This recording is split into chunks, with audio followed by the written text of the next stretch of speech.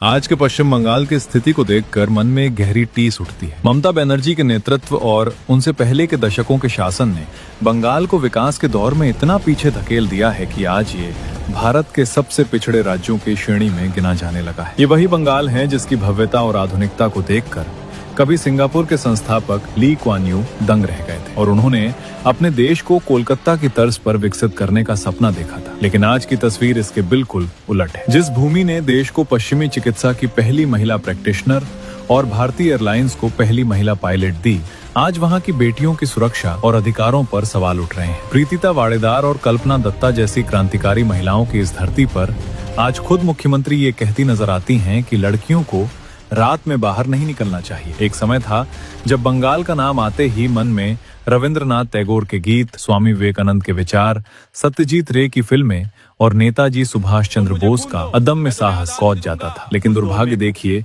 कि आज जब बंगाल का जिक्र होता है तो लोगों के दिमाग में एसएससी घोटाला, संदेश खाली की हिंसा, बढ़ती बेरोजगारी और आरजीकर मेडिकल कॉलेज जैसे दुखद मामले आते हैं। सरकारी आंकड़े बताते हैं कि पूरे देश में मौजूद 4 लाख भिखारियों में से 1 लाख तो अकेले पश्चिम बंगाल में है। बाल विवाह के मामले में ये राज्य देश में दूसरे नंबर पर है और माध्यमिक शिक्षा के स्तर पर भी ये काफी पिछड़ चुका है। कभी भारत की पहली अंडरग्राउंड मेट्रो और पहला ट्रैम सिस्टम कोलकाता की ही शान हुआ करते थे, लेकिन आज ह्यूमन डेवलपमेंट इंडेक्स में बंगाल 28 राज्यों की सूची में 27वें पायदान पर खिसक गया है। यहाँ के सिस्टम ने इसे इस कदर खोखला कर दिया है कि कभी देश का सबसे समृद्ध माना जाने वाला राज्य आज आर्थिक और सामाजिक बदहाली की कगार पर है। ममता बनर्जी के शासन में जो कठोर रुख आज दिखाई देता है, उसकी पहली झलक उनके सत्ता संभालने के महज 1 साल के भीतर ही मिल गई थी, जब एक कार्टून शेयर करने पर एक बुजुर्ग प्रोफेसर को गिरफ्तार कर लिया गया था। ये कहानी उस बंगाल की है जो कभी पूरे भारत को राह दिखाता था, लेकिन आज खुद अंधेरे में रास्ता तलाश रहा है। बंगाल के इस वर्तमान पतन को समझने के लिए हमें इसके उस स्वर्णिम अतीत में झांकना होगा जो इतना अद्भुत था कि उसे जानकर आज की स्थिति और भी पीड़ादायक लगती है। 17वीं और 18वीं शताब्दी के दौरान बंगाल वैश्विक मानचित्र पर सबसे संपन्न क्षेत्रों में से एक माना जाता था। गंगा और ब्रह्मपुत्र की उपजाऊ मिट्टी पर बसे इस राज्य ने व्यापार, हथकरघा और वस्त्र निर्माण में अपनी एक अलग ही धाक जमाई हुई थी। उस कालखंड में पूरे एशिया में निर्यात होने वाले कच्चे रेशम का लगभग 80% हिस्सा अकेले बंगाल ही पैदा करता था। यहाँ की ढाका की मलमल और मुर्शिदाबाद के रेशम की ख्याति मार्को पोलो जैसे यात्रियों से लेकर यूरोपीय देशों तक फैली हुई थी। प्रसिद्ध फ्रांसीसी यात्री फ्रांसवा बर्नियर ने तो यहाँ तक लिख दिया था कि 17वीं सदी का बंगाल मिस्र जैसे देशों से भी कहीं अधिक समृद्ध था। ब्रिटिश अर्थशास्त्री एंगस मेडिसन के शोध बताते हैं कि उस समय विश्व की कुल जीडीपी में अकेले बंगाल की हिस्सेदारी 12% थी। ऐतिहासिक प्रमाण बताते हैं कि मिस्र की रानी क्लियोपेट्रा से लेकर रोमन साम्राज्य की रानियों तक बंगाल की मलमल के वस्त्र पहनना पसंद करती थी। यहाँ की विशेषज्ञता केवल कपड़ों तक ही सीमित नहीं थी। बंगाल के जहाज निर्माता इतने कुशल थे कि अंग्रेजों ने उनकी डिजाइनों की नकल करके अपनी नौसेना का विकास किया। शिक्षा के क्षेत्र में भी बंगाल ने हमेशा मशाल थामे रखी। 1817 में यहाँ हिंदू कॉलेज की स्थापना हुई, जो पूरे एशिया का पहला आधुनिक शैक्षणिक संस्थान था। इसके बाद 1857 में कोलकाता विश्वविद्यालय अस्तित्व में आया, जिसने भारत को उसका पहला एमए, पहला पीएचडी और पहला डॉक्टरेट प्रदान किया। इसी मिट्टी के सपूत सत्येंद्र नाथ बोस ने आइंस्टाइन के साथ मिलकर काम किया। ज्ञान में जगदीश चंद्र बोस ने 1895 में ही रेडियो तरंगों का सफल प्रसारण कर दिखाया था, जो मार्कोनी के प्रयोग से भी 2 साल पहले की बात है। वहीं नेताजी सुभाष चंद्र बोस ने 1920 में ब्रिटिश साम्राज्य की सबसे कठिन आईसीएस परीक्षा में 4थी रैंक हासिल की। तभी 1967 का वो ऐतिहासिक मोड़ आया जिसने बंगाल के सुनहरे भविष्य पर ग्रहण लगाना शुरू कर दिया। राज्य में आए भीषण खाद्य संकट ने हाहाकार मचा दिया। चावल और गेहूं की भारी किल्लत ने आम आदमी की कमर तोड़ दी और सरकार पर भ्रष्टाचार के गंभीर आरोप लगने लगे। इसी जन असंतोष की आग में झुलसकर कांग्रेस पहली बार विधानसभा चुनाव हार गई और यूनाइटेड फ्रंट नाम की गठबंधन सरकार सत्ता में आई।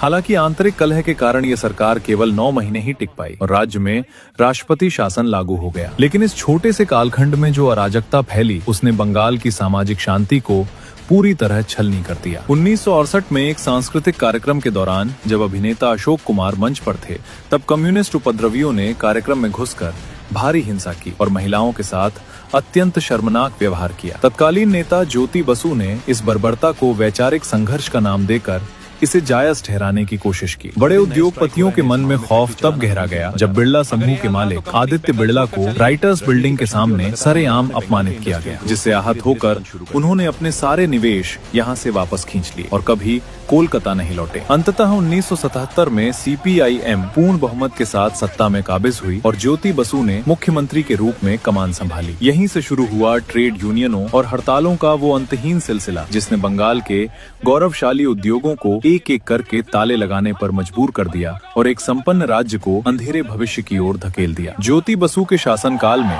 सीपीआईएम की ट्रेड यूनियन C2CITU ने बंगाल के कार्य वातावरण को इतना विषाक्त कर दिया कि कारखानों में तालाबंदी और हड़तालें एक रोजमर्रा की बात हो गई थी। कारखाना मालिकों का घेराव करना और उनके साथ शारीरिक हिंसा करना एक नई राजनीतिक संस्कृति बन गई थी। 1980 के दशक में स्थिति इतनी बिगड़ गई कि यहाँ हर साल औसतन 100 से अधिक हड़तालें दर्ज की जाती थी। इसके चलते हिंदुस्तान मोटर्स और बाटा जैसी प्रतिष्ठित कंपनियों ने अपना उत्पादन समेटकर दूसरे राज्यों का रुख कर लिया और बर्न स्टैंडर्ड जैसी दिग्गज कंपनियां एक एक करके बंद हो गईं। विडंबना ये थी कि वामपंथी इन बंदियों को अपनी जीत मानकर गर्व करते थे। कम्युनिस्टों का उस समय एक बड़ा ही चर्चित नारा था, कंप्यूटर खाबे ना लोग खाबे, जिसका सीधा अर्थ था कि कंप्यूटर आने से इंसानों की नौकरियां छीन जाएंगी, इसलिए इसका विरोध जरूरी है। जहाँ गाँव की पंचायत से लेकर राशन की दुकान तक पर पार्टी के गुर्गों का कब्जा था। किसी भी असहमति को हिंसक तरीके से कुचला जाता था। 1977 से 2011 के बीच यहाँ 28,000 से अधिक राजनीतिक हत्याएं हुई, जो पंजाब के आतंकवाद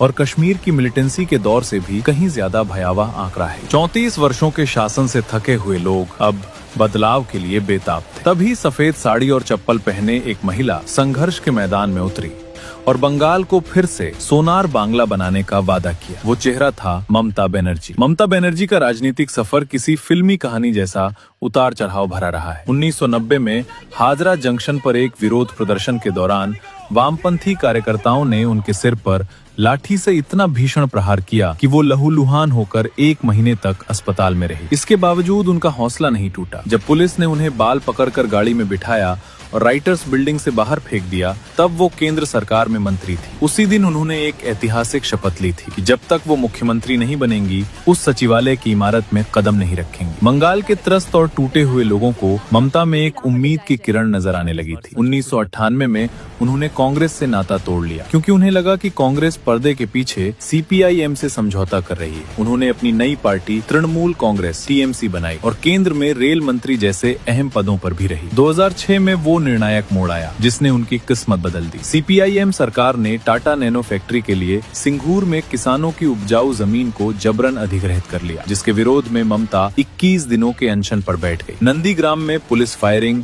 और पार्टी कैडर की हिंसा में 141 लोग मारे गए, जिसने समूचे देश को हिला दिया। ममता हर मोर्चे पर किसानों के साथ खड़ी रही। इस गतिरोध के कारण रतन टाटा को अपना सपना बंगाल से समेटकर गुजरात ले जाना पड़ा, जहां उन्हें 24 घंटे में जमीन मिल गई। 2011 में वो ऐतिहासिक क्षण आया जब बंगाल की जनता ने 34 साल पुराने वामपंथी किले को ढा दिया और ममता बनर्जी मुख्यमंत्री बनी। पूरा राज्य इस विश्वास में झूम रहा था कि अब पूरी बोरतन आएगा और बंगाल फिर से इंडस्ट्रियल पावर हाउस बनेगा, लेकिन हकीकत कुछ और ही निकली। जो सीपीआईएम कैडर दशकों से बूथ लूटने और कट मनी वसूलने का काम कर रहा था, उसने रातों रात अपनी वफादारी बदल ली और टीएमसी का झंडा थाम लिया। ममता को भी शायद ये लगा कि वामपंथियों के संगठित तंत्र को हराने का सबसे आसान तरीका उसी तंत्र को अपनी पार्टी में मिला लेना है। नतीजा ये हुआ कि सत्ता तो बदली, लेकिन सिस्टम वही पुराना और जजर बना रहा। वही बूथ अध्यक्ष और वही स्थानीय दबंग अब लाल रंग छोड़कर टीएमसी के झंडे के नीचे वही पुराने खेल खेलने लगे। विकास की जो नई किरण बंगाल ने देखी थी, वो धीरे धीरे धुंधली होने लगी। आवास योजना से लेकर मनरेगा तक हर सरकारी पैसे में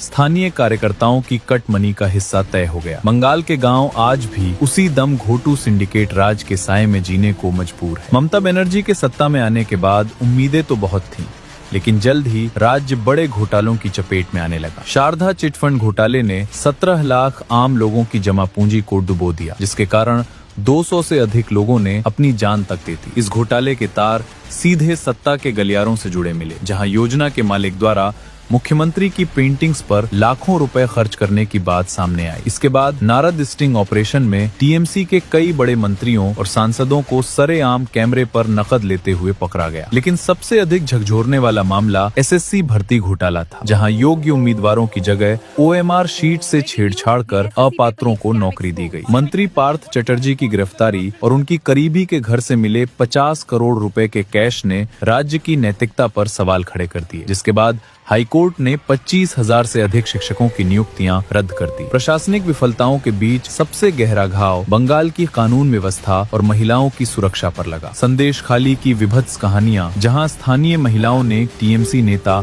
शाहजहां शेख और उसके गिरोह पर सालों तक शारीरिक शोषण के आरोप लगाए, उन्होंने रूह कपा दी। फिर आरजी कर मेडिकल कॉलेज की घटना ने पूरे देश को झकझोर दिया। डॉक्टर, छात्र, आम लोग सब सड़कों पर उतर आए। कोलकाता की सड़कों पर मोमबत्तियां जल रही थी, लेकिन लोगों के अंदर गुस्सा। अस्पताल प्रशासन ने इसे आत्महत्या बताने की कोशिश की और सबूत मिटाने के लिए रातों रात निर्माण कार्य शुरू करवा दिया। विडंबना ये थी कि जिस नेता ने महिला सशक्तिकरण के नाम पर अपनी राजनीति खड़ी की, उसी ने ये कह दिया कि लड़कियों को रात में अकेले बाहर नहीं निकलना चाहिए। जब जनता का गुस्सा सड़कों पर फूटा, तो मुख्यमंत्री खुद अपनी ही सरकार के खिलाफ न्याय की मांग को लेकर रैली निकालने लगी, जिसे देखकर आम नागरिक असमंजस में थे और दर्द दोनों पड़ रहे थे। आज बंगाल का सबसे बड़ा दर्द शायद यही है कि यहाँ का युवा अपने ही राज्य में भविष्य नहीं देख पा रहा। हर साल हजारों छात्र और प्रोफेशनल्स बंगाल छोड़कर दूसरे राज्यों में जा रहे हैं। रेलवे स्टेशन पर माँ बाप की आंखों में सिर्फ एक सवाल होता है, क्या उनका बच्चा कभी वापस लौटेगा? फिर भी